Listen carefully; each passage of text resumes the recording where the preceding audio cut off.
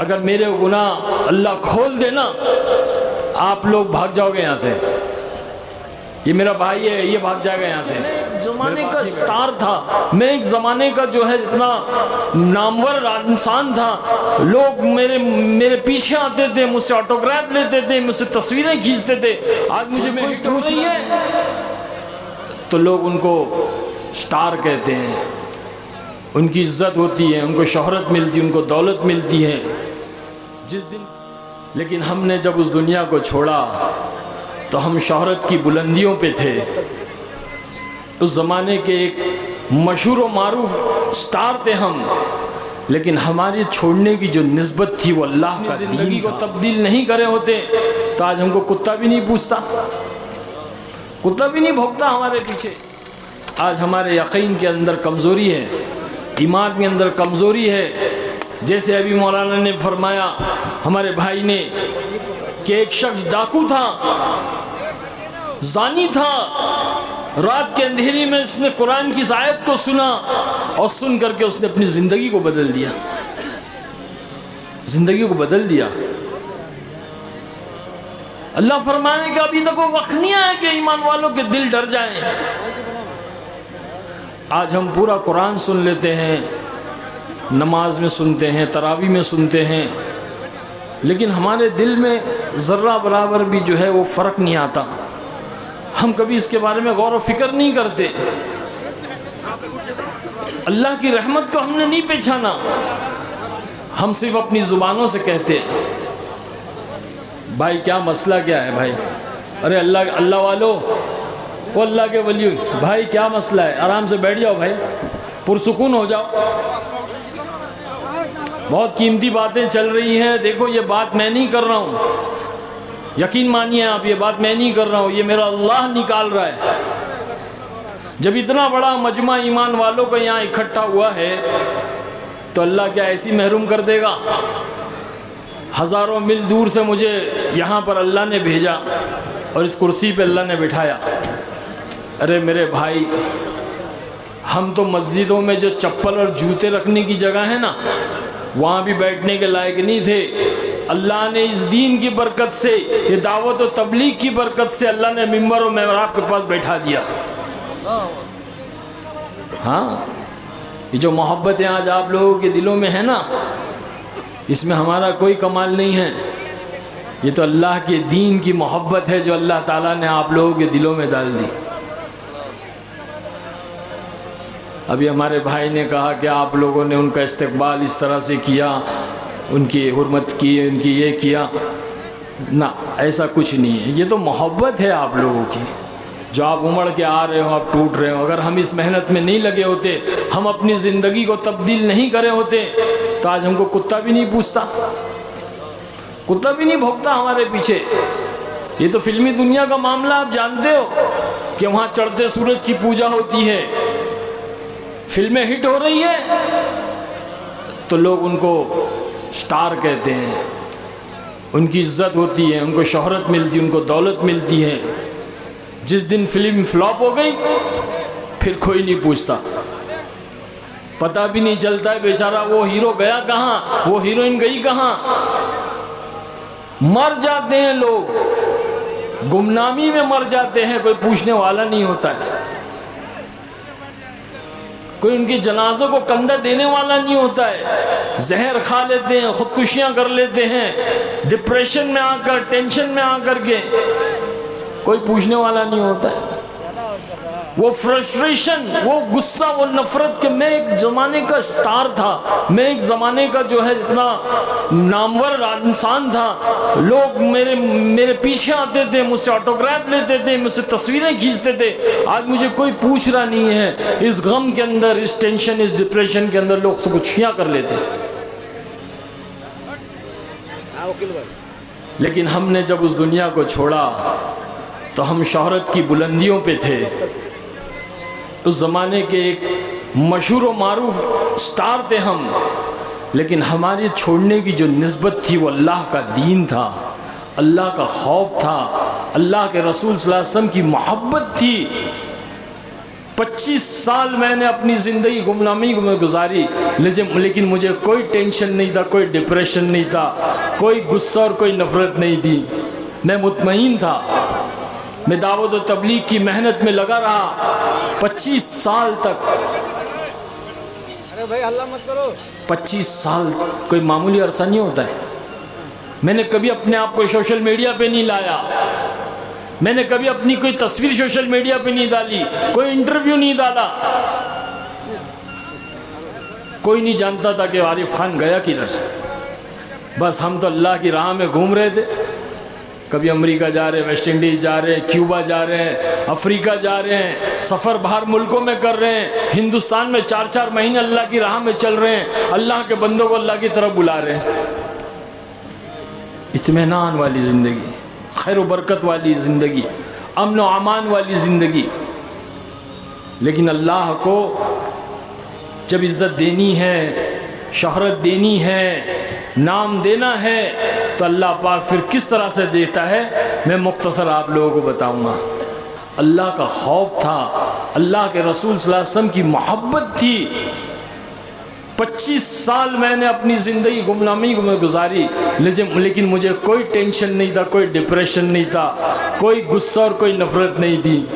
मैं मुतमईन था। मैं दावत और तबलीग की मेहनत में लगा रहा 25 साल तक। अरे भाई हल्ला मत करो। 25 साल कोई मामूली अरसा नहीं होता है।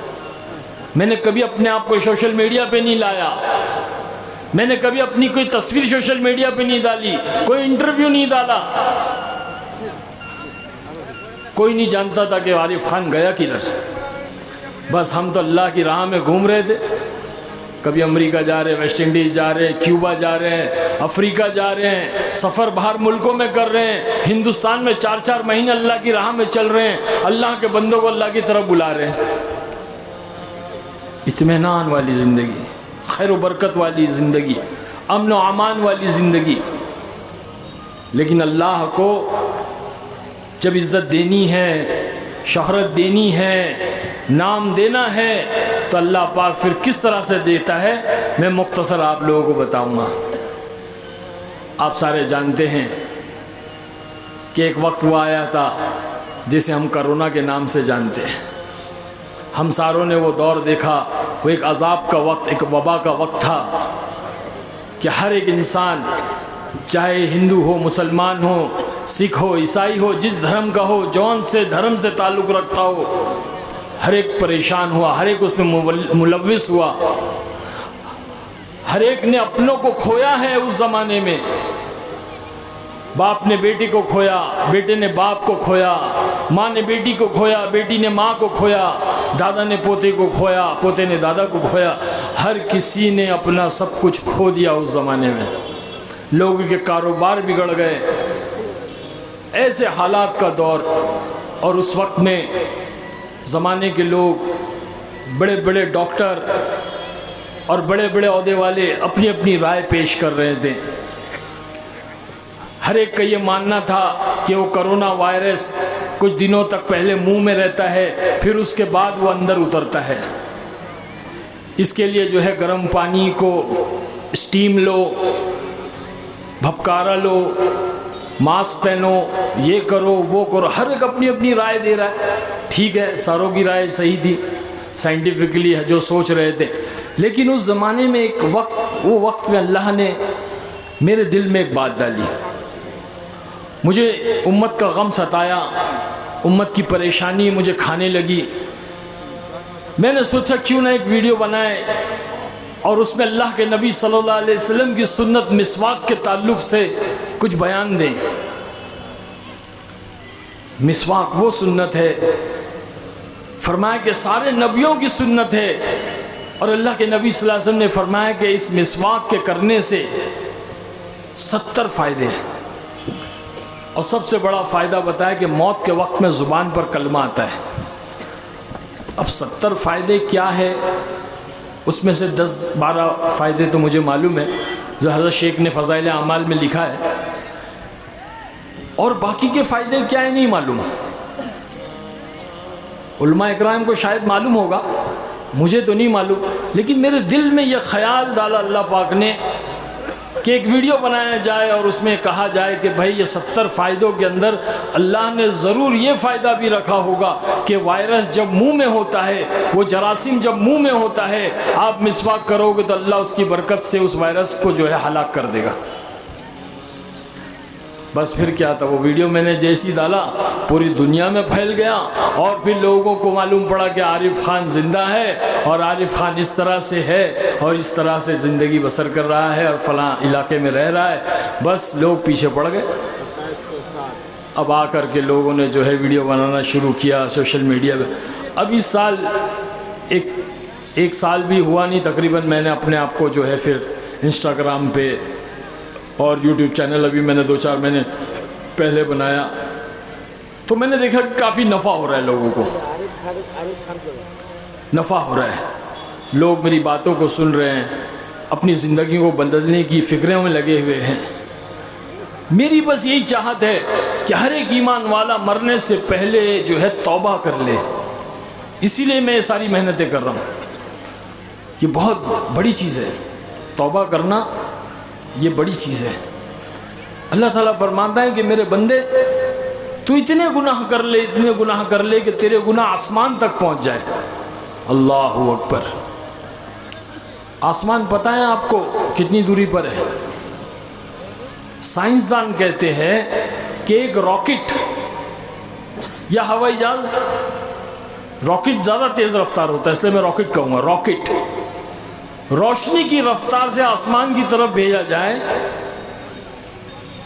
रोशनी की रफ्तार जिसको लाइट स्पीड कहते हैं, the fastest speed in this world, सबसे तेज रफ्तार जो है वो रोशनी की रफ्तार है। 3 लाख माइल 1 सेकेंड में ट्रैवल करती है।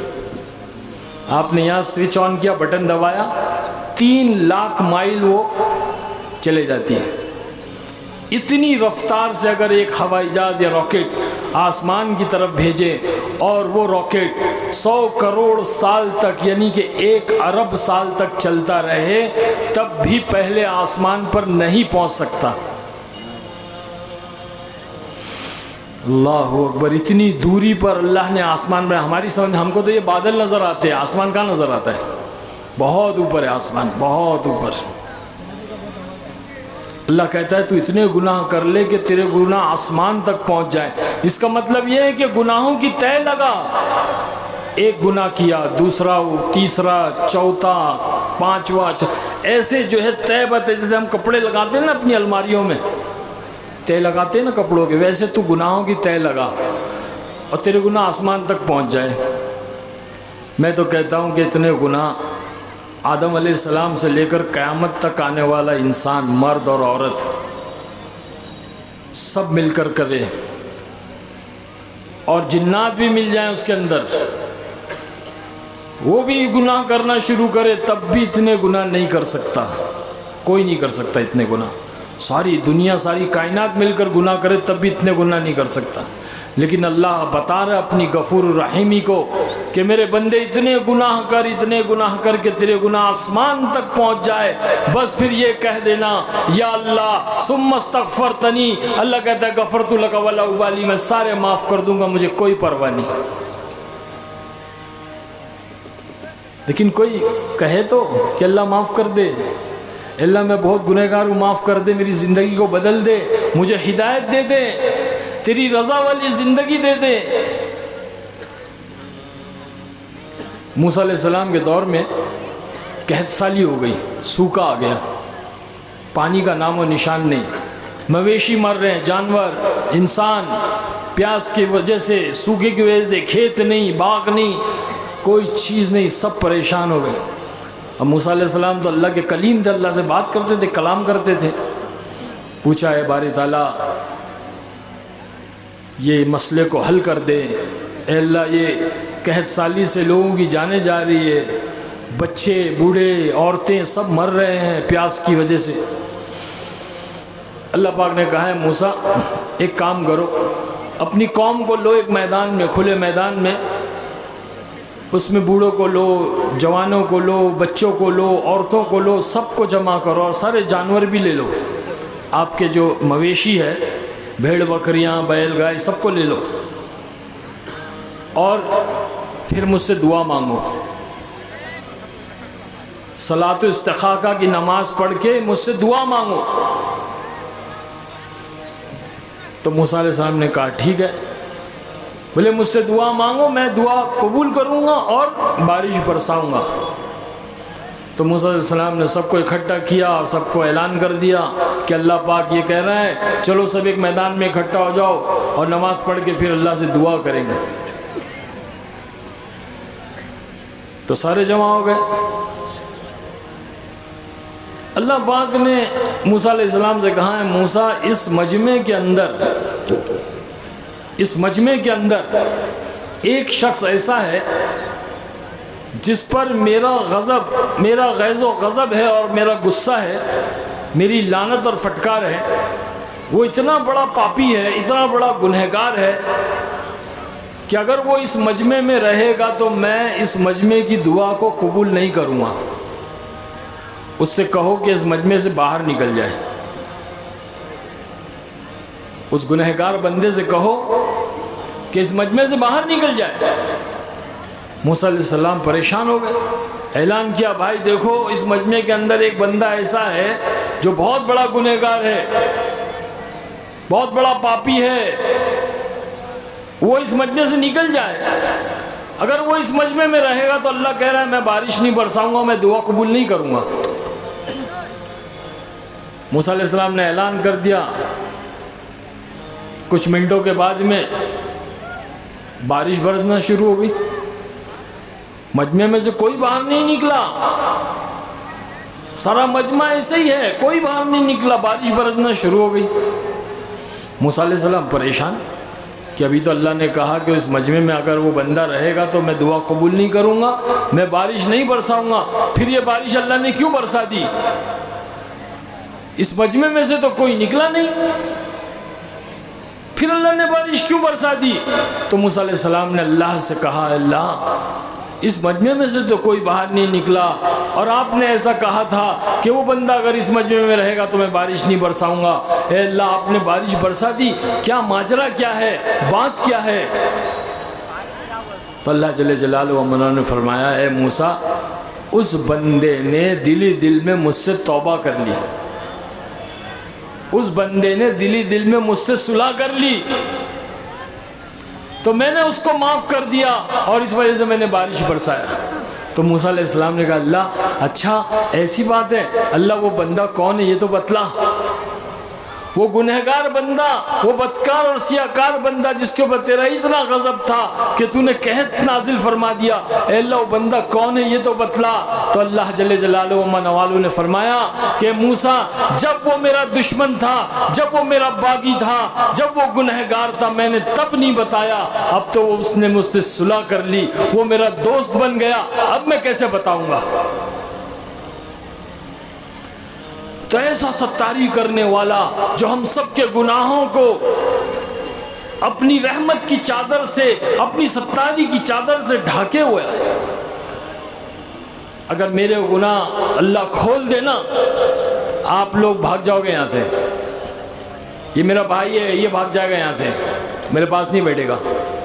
ये तो अल्लाह ने रहमत की चादर, सत्तारी की चादर ढाक रखी है हर एक के गुनाहों के ऊपर। और फिर कहता है कि मेरे बंदे इतने गुनाह करके तेरे गुनाह आसमान तक पहुंच जाए, बस यूं कह देना है अल्लाह माफ़ कर दे तो मैं सारे माफ़ कर दूंगा, मुझे कोई परवाह नहीं। ऐसे अल्लाह से कोई तौबा करे, कोई माफ़ी तलब करे, कोई मग़फ़िरत चाहे, हिदायत मांगने से मिलती है दोस्तों।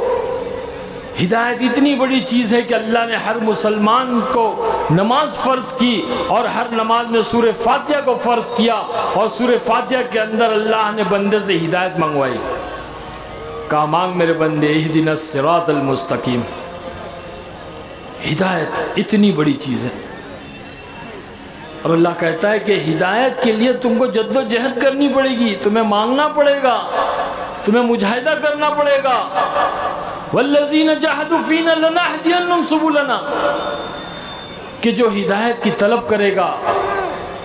हिदायत चाहेगा, हिदायत मांगेगा, मैं उसके लिए हिदायत की राहें खोल दूंगा।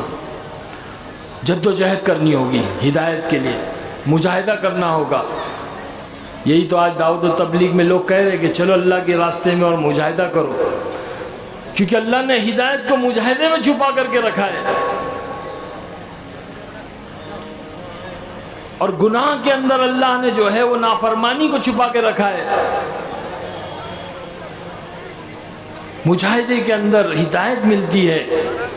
बंदा अल्लाह के रास्ते में चलता है, 40 दिन 4 महीने मस्जिद की चटाई पर सोता है, कच्चा पक्का बनाता है, अपने हाथों से खाना, अपने कपड़े धोता है, ट्रेन में और बस में ट्रैवल करता है, मुजाहिदा करता है, झोली पोटला लेकर के चले जा रहा है, गांव गांव, करिया करिया, देहात देहात, शहरों में। अल्लाह मेहनत करने वाले को, मुजाहिदा करने वाले को सबसे पहले हिदायत देता है, और उसकी मेहनत की बरकत से अल्लाह सामने वाले को भी हिदायत देता है। अल्लाह दिल की नीयत को देखता है, दिल की नीयत को, हाँ, कि मेरे बंदे के दिल की नीयत क्या है। तो बस तायुफ की ज़िंदगी में थे, जमात आई, इंग्लैंड से आई थी, इंग्लैंड से डॉक्टर थे उसके अमीर साहब, मेरी तश्कील की, 4 महीने की नहीं, 40 दिन की नहीं, 3 दिन की भी नहीं, सिर्फ इतना कहा कि अमीर खान साहब, हमारे जमात में नौजवान बच्चे हैं, हमारी जमात इंग्लैंड से आई है, उस जमात के अंदर सारे बच्चों ने आपकी फिल्में देखी है, आपके फ़ैन हैं, आपको बड़ा चाहते हैं। जब उनको पता चला कि आप इस इलाके में रहते हैं तो वो आपसे मिलने के बड़े मुतमन्नी हैं, बड़े आपसे मिलने की चाहत रखते हैं। अगर आप थोड़ी देर के लिए अगर हमारे बच्चों से मिल लोगे तो बड़ी मेहरबानी होगी, बड़ी खुशी की बात होगी। मैंने कहा ठीक है, आ जाऊँगा। फिर क्या था, हफ्तेवारी इज्तिमा का दिन था, मरकज़ में मैं पहुँचा। अब जैसे मैं मस्जिद में गया तो वहाँ पे हमारा तो उस ज़माने में ऐसा था कि मस्जिद में जाते थे तो पब्लिक और बच्चे जो है वो पीछे पड़ जाते, रॉकी आ गया, रॉकी आ गया, नमाज छोड़ करके हमारे पीछे भागते। तो हम मस्जिद में भी जाने से कतराते थे। लेकिन क्या था कि बस उस दिन चले गए। अल्लाह ने हर एक के लिए हिदायत का एक वक्त मुकर्रर किया है। तो हम गए वहाँ पर, और जैसे ही गए बच्चे लोग पीछे आए तो वो मौलवी साहब ने ले आके कमरे में बैठा दिया। वो कमरे में एक स्पीकर लगा हुआ था और बयान चल रहा था, और मैं तन्हा उस कमरे में बैठा हुआ था। वो इमाम साहब का हुजरा था, तो हुजरे में बैठा हुआ मैं देख रहा हूँ, सुन रहा हूँ। तो वो बंदा कह रहा है कि अल्लाह पाक ने कामयाबी दीन में रखी है। दोस्तों और बुज़ुर्गों, मुझे ये मालूम नहीं था कि दीन क्या होता है। दीन का लफ्ज़ मैं समझ रहा था कि कामयाबी दिन में है, डे एंड नाइट, दिन और रात। मैंने सुनकर सोचा कि यार ये क्या बार बार कह रहे हैं कामयाबी दिन में, कामयाबी दिन में। हमारे वहाँ तो कामयाबी रातों में है। सारी पार्टियाँ रातों में होती है, सारी अय्याशियाँ रातों में होती है। जज़ाकल्लाह, माशाअल्लाह, अल्लाह कबूल फरमाए। देखो बच्चे ने कैसे ला करके दिया, अल्लाह बहुत बहुत खूब मस्जिद के लिए, माशाअल्लाह माशाअल्लाह। बैठ जाए, बाद में दें इंशाअल्लाह मेरे हाथ में, मैं खुद जमा करूँगा। तो मैं परेशान, ये कह रहा है दिन में कामयाबी, हमारे वहाँ तो रात में कामयाबी है। सारी हराम खोरी और सारी जो है बुराइयाँ रातों में होती है। खैर इतना भी पता नहीं था। बयान सुनने के बाद में दुआ हुई, दुआ के बाद वो नौजवान बच्चे, बड़े खूबसूरत चेहरे, अमामा बांधे हुए, इंग्लैंड के बच्चे थे, गोरे गोरे बच्चे आए, मुलाकात किए, मुआनका किया, बैठे, बातचीत की। कहा आज हमारे साथ खाना खा ले आप। तो मैं लगा ठीक है चलो खाना खा ले। जब खाने में बैठा तो बच्चे जो है वो सुन्नत तरीके से उकड़ू बैठे हुए थे, दो जानों पर। अल्लाह के नबी सल्लल्लाहु अलैहि वसल्लम की सुन्नतों में अल्लाह ने बड़ी कशिश रखी है, बड़ी तासीर रखी है।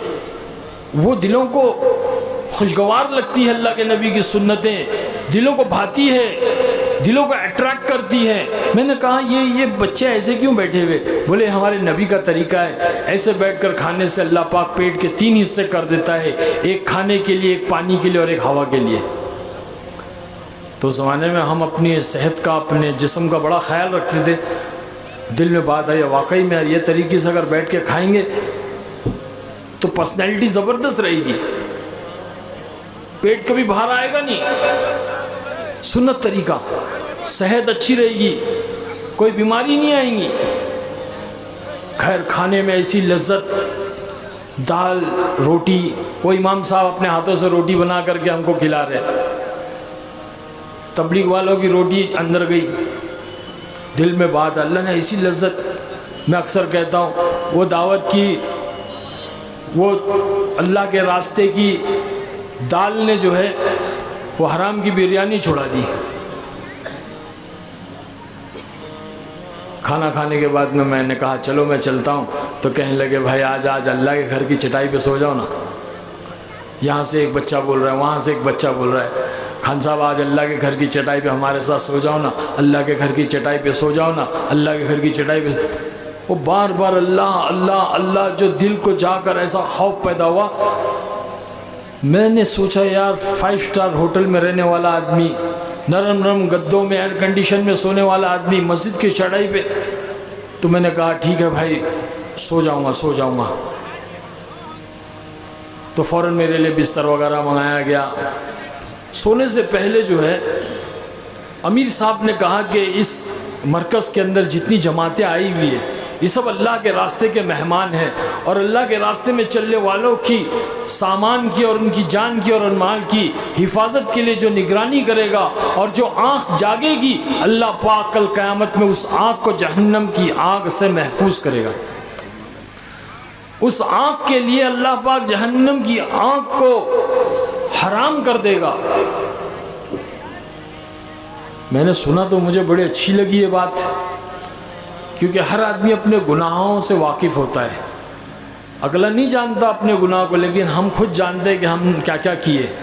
हमारी आँखों ने कितना गुनाह की, हमारे कानों ने कितने गुनाह किए, हमारी ज़ुबान ने कितना गुनाह की, शर्मगाह ने कितना गुनाह की, फलां हाथ ने कितना गुनाह किए, पैर ने कितने गुनाह किए, दिमाग ने कितने। हर आदमी जानता अपने बारे में, दूसरे के बारे में नहीं जानता। तो मैंने सोचा चलो सो जाते ना भाई, और रात को उठ के इन लोग के साथ में थोड़ी चौकीदारी करेंगे, हो सकता है अल्लाह अपने आँखों को जो है जहन्नम की आँख से बचा ले। अल्लाह दिल में डाल रहा है बात। तो मैंने भी अपना हाथ उठाया, मैंने कहा अमीर साहब मैं भी जागूंगा। ठीक है आपको 2 बजे उठा देंगे। सो गया, नींद एकदम गहरी लग गई। 2 बजे उठाया एक साथी, फारूक जनाब टीचर है वो, बोले आरिफ भाई खान साहब उठो, वो आपने कहा था ना चौकीदारी के लिए। मैंने कहा हाँ। उठ के उनके साथ जाकर मैं मस्जिद के दरवाजे पे बैठ गया। दावत और तबलीग के साथियों की खासियत है कि जब आप उनकी सोबत में रहोगे, आप उनके साथ रहोगे, तो वो फ़ौरन जो अल्लाह रसूल की बड़ाई, दीन की बात शुरू कर देते।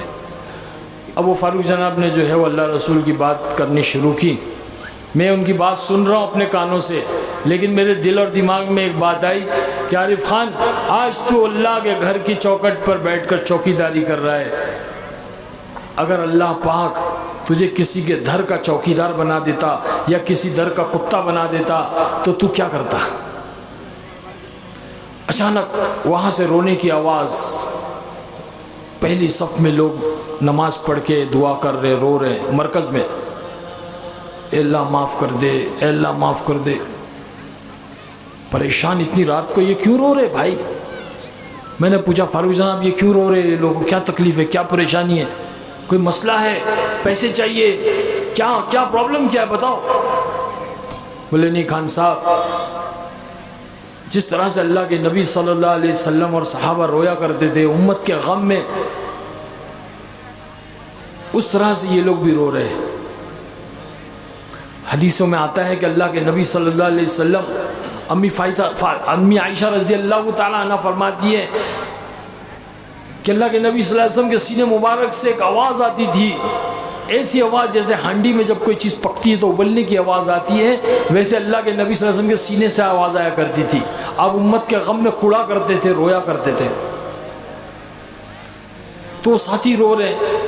तो मैंने कहा भाई, आज के ज़माने में बाप अपने बेटे के लिए नहीं रोता है, माँ अपनी औलाद के लिए नहीं रोती, कोई रोता नहीं। सोते इस वक्त में लोग घर्राटे मार के सोते, ये क्यों रो रहे?